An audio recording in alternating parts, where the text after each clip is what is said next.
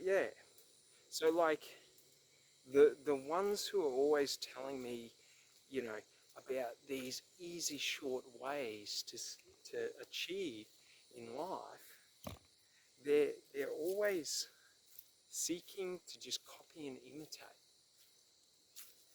not to create.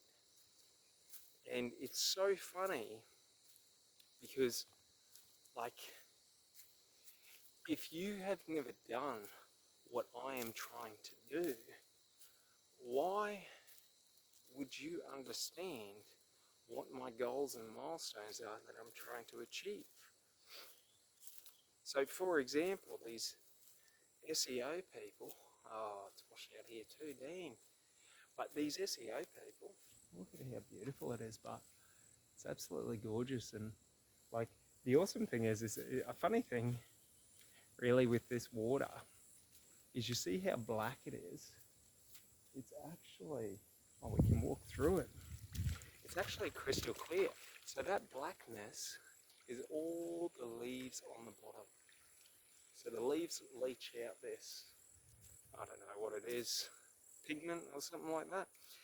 And it basically, oh, it smells a bit here. But it basically, yeah, we'll keep going. It basically tinges the water. Ah, fucking mosquitoes. All right, we're out. Too many more mosquitoes. It's so funny. I went for a hike yesterday out at near Roy's Road, in between Sunshine Coast and Brisbane, just near Beerwah. And I had like 150 mosquitoes following me, and I was sitting there for about an hour when I was hiking. And every couple of minutes, I'd turn around and just start killing them. And like I was taking out so many mosquitoes, but they just kept coming. And I was like, what, you got your boys on speed dial or something? Like, so, like pretty much, I don't have it now, I have a couple behind me, but my backpack on my back, like they're all just congregating around that, and every time I looked around, there was just this big black swarm of mosquitoes, and I was just like, Jesus Christ, look at that. Can you see that web? How beautiful is that? That's one of the amazing things. Like, don't get me wrong, from my childhood, I used to have a very, very deep phobia of spiders, to where I'd become petrified whenever I'd see them and things like that. But they always fascinate me, spiders, because they're just so like beautiful, like their webs, and like they've pretty much, there's only like 3 continents that spiders haven't colonized, and I think it's like New Zealand and then like Antarctica in the North Pole or something like that, because they physically can't. Oh, do you hear that bird? I don't know what the birds' names are, but I always love to listen to them calling and singing.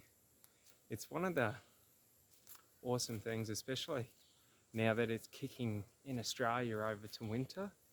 It's like the most amazing time to hike, because it's always so cool on the trails and nice and like ambient, unlike summer where it's, oh, there's a little goanna. Here, I'll turn the camera around. Oh, oh, that's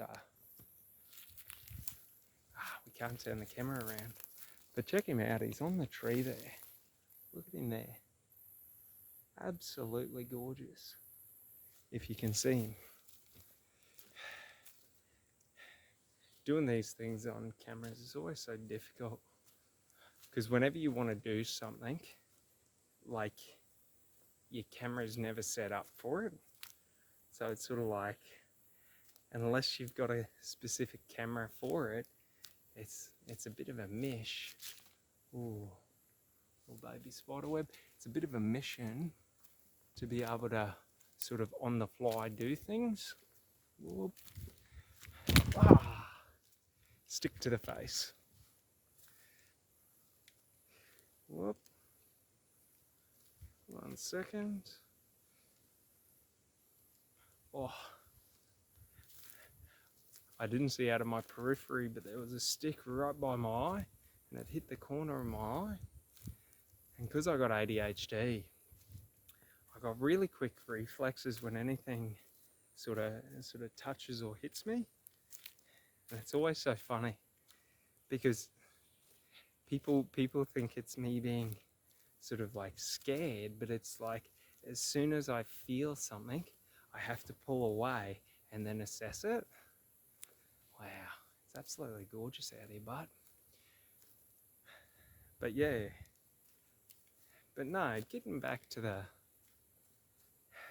the easy ways in life, the funny thing is, and what I've realized in my own life, because I have a saying that I created for myself when I was 16, when I was going through quite a bit of stuff, and sort of when I was growing up, I didn't really have any male role models. All the male role models, oh, little baby frogs, all the male role models in my life were not the best examples. Check out this part. How gorgeous is that? I absolutely love it. Just like you see how green and vibrant the grass is. But yeah, but I never had any good, like, strong role models, you know? Everyone was looking for the quick way to success, you know? All looking for the shortcuts.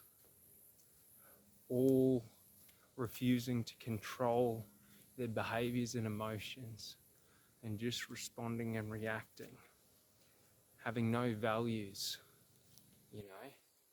Like when I was sort of growing up and a young sort of adolescent, the culture wasn't the greatest. There was a lot of racism up in Rockhampton where I'm from, and a lot of anger and hatred.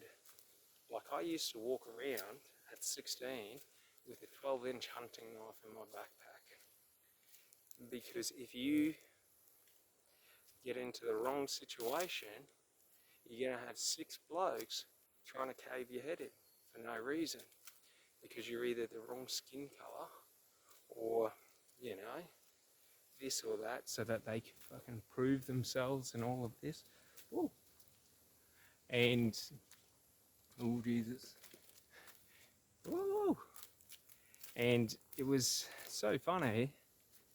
Well, it wasn't funny, but like what happened was I had to basically create who I was in terms of my values and all of that, independent of other people, which is a really funny thing, because when we do that, we're consciously going against what, you know, our external environment says is okay and acceptable.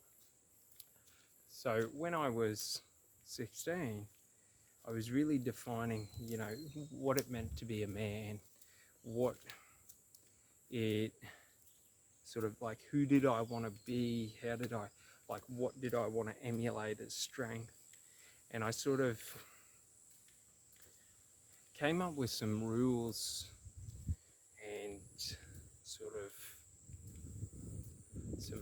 and some ways of processing and dealing and sort of doing things. So like, for example, for me, I came up with a saying that I always said whenever something was difficult, do what's hard until what's hard becomes easy, and then life becomes effortless. Because if I condition myself to always taking the hardest path, if anything happens to that path to get easier, because being the hardest path, it cannot get harder.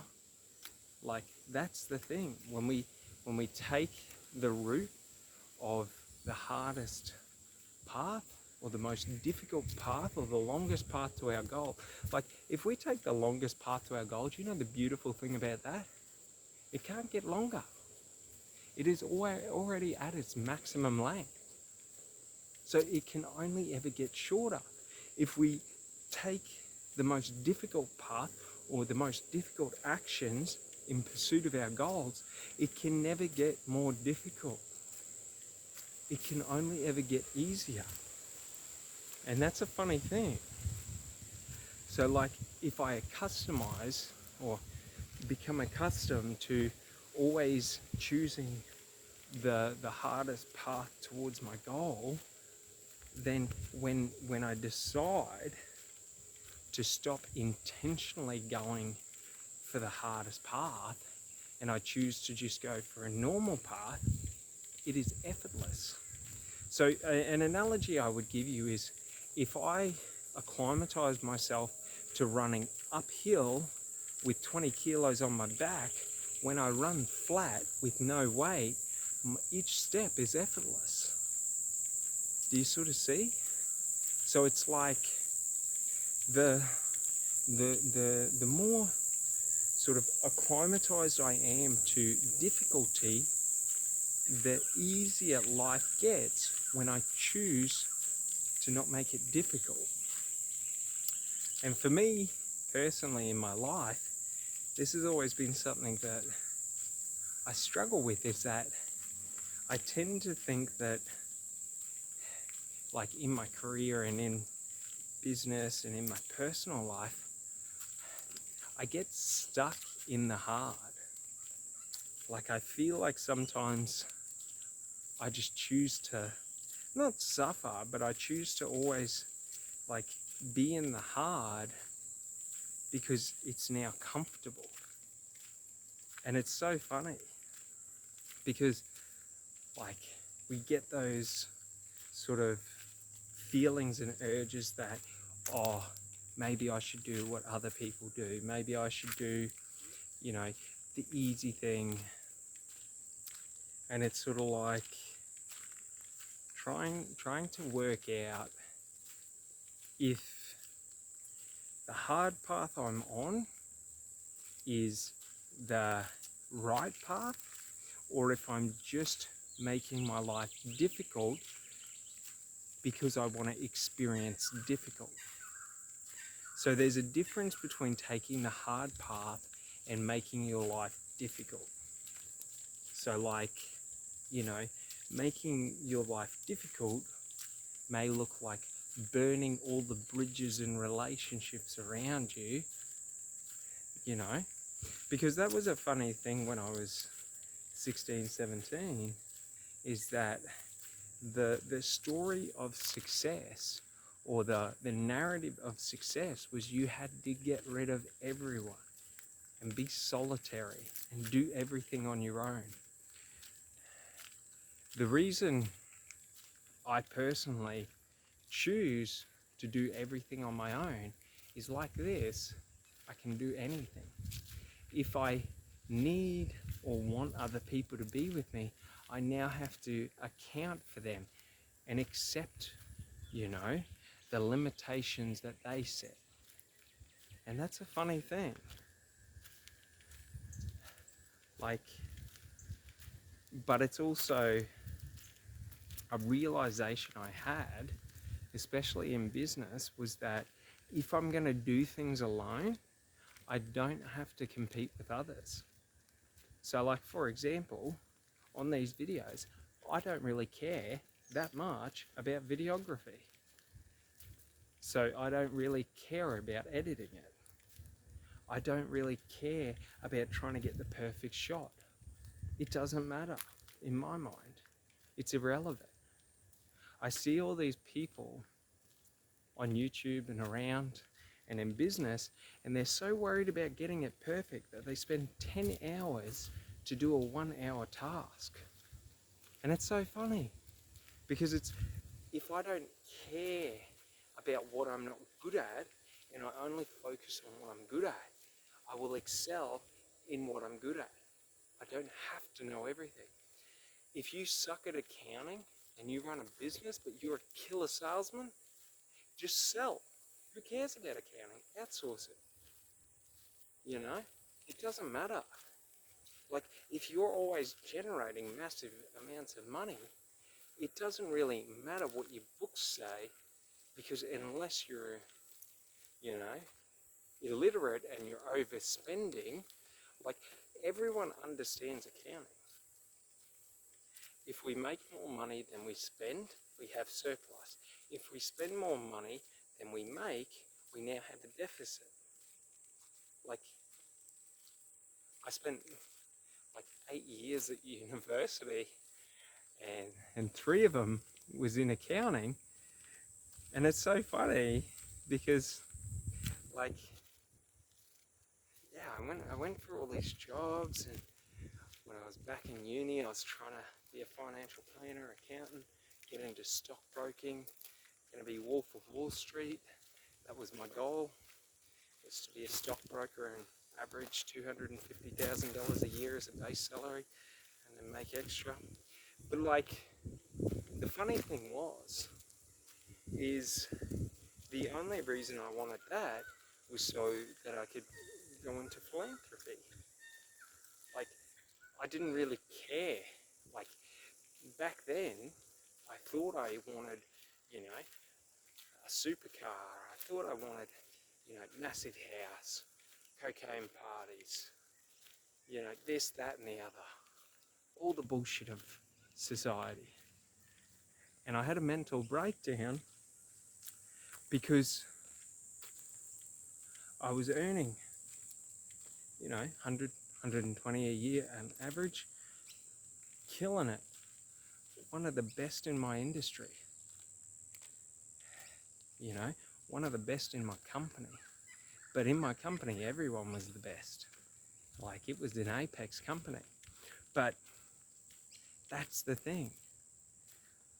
I had the great body, I had the money, I had a nice car, and the only reason I wanted those was so I could get girls. That's all I really cared about back then. And the funny thing was, and it's so funny because my mental breakdown wasn't that I realized that I was wasting my life. It's that I realized even if I have massive amounts of money, even if I have an amazing car, even if I have an amazing body, even if I have an amazing house, I still have to talk to girls to get with them. Like, I just thought by having these, the girls would be a result. And then it's sort of like I'm wasting so much of my time getting all of these extra things to try and make that easier. And it shattered my reality. It's so funny because it's so small, like, in comparison to other people, but what shattered my reality was that it doesn't matter if you're rich, it doesn't matter if you're, you know, prestigious in your career and you've got, you know, this fancy job title and you wear a suit every day. You know, it doesn't matter about the car, it doesn't matter about the money, it doesn't matter about the house. Girls don't care about that. And the ones that do are the ones you watch out for. Because they're always the ones that'll leave you like that and go behind your back and fuck your best friend. Like, you don't want those people in your life because those people are toxic. And that's what I realized a couple of years later, was how toxic of a life and a lifestyle and who I was. It was all ego. Like, my whole thing was I put so much effort into becoming better than people, so I was better than people. So if you tried to say anything to me, all I had to do was point at my, you know, cachet of achievements and say, have you got this? Have you got this? Have you got this? And that's what's so funny. I would work out 2 to 3 hours a day, like an intense workout, so that I could eat what I wanted to eat because I was addicted to shit food. And I had to work out 2 to 3 hours a day to try and counteract that. Like, that's the funny thing. Think about it in your own life. What are you wasting your time and energy trying to get so that you can feel better about who you are? You know, going to 5-star restaurants, spending hundreds of dollars on dinners.